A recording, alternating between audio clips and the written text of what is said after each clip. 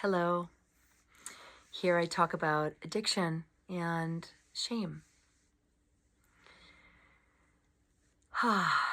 So, first of all, I don't even like the word addiction anymore. I see this is a maladaptive coping pattern that comes about when there is a separation from the love and care and the secure attachment that the child needs when they feel distress and when they feel unable to handle their big emotions.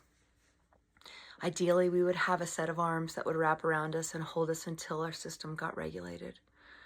So the earliest addictions that we see are thumb sucking, okay, finger biting. This is little kids when they'll disassociate, because they're in distress and they're crying and no one is holding them or picking them up or helping them regulate because they're unable to regulate by themselves. So we give them a bottle. Shh, here you go, right?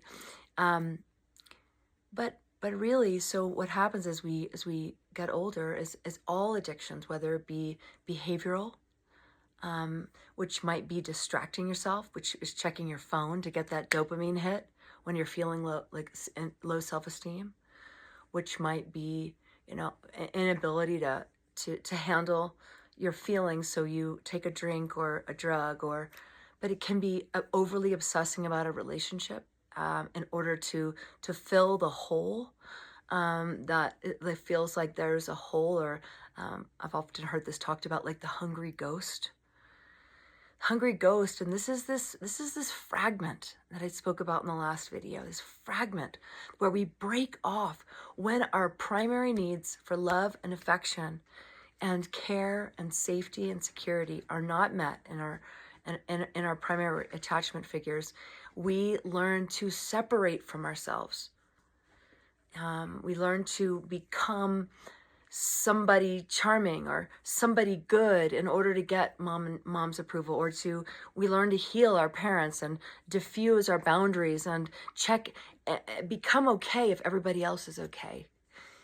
Or we learn to shut our feelings down, and we learned to not need anyone, this can look more, instead of codependent, more like narcissistic or just self-referencing, or more avoidant in terms of attachment.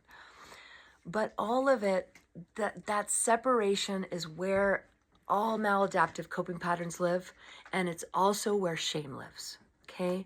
Shame is this feeling like something is inherently wrong with me. And this is why it's so important for us to normalize that we are all healing together. And we've never been more addicted as people. And many addictions are heralded by our society, are made okay. Overworking, over exercising, even eating disorders, like even OCD tendencies, even certain forms of alcoholism.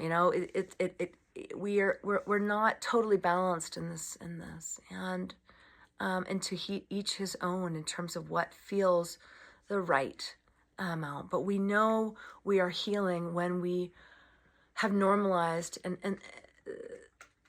and we have alchemized that shame, and we have brought love where there wasn't originally love, which is why 12 steps have been so effective, is that the group becomes a surrogate attachment figure, seeing that person, validating that person, loving that person, and celebrating that person.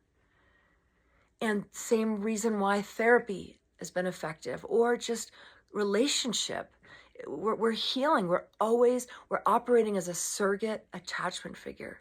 So we get to heal that story. If somebody lights up when they see you and they love you, that part of you that might not have been seen and loved as a child, might not think that they're worthy of the relationship, and they could sabotage it or go into addiction. But if that person stays and says, no, you're worthy, and I love you, and I'm not going anywhere, and I'll be here as you get the help you need, if you need help healing this part of you. That I just want to remind us that we have many parts, and we are not our parts. We are the whole self, our soulful, connected, brilliant, loving center. This is who we are, the soul. So thank you for your healing and thank you for your courage.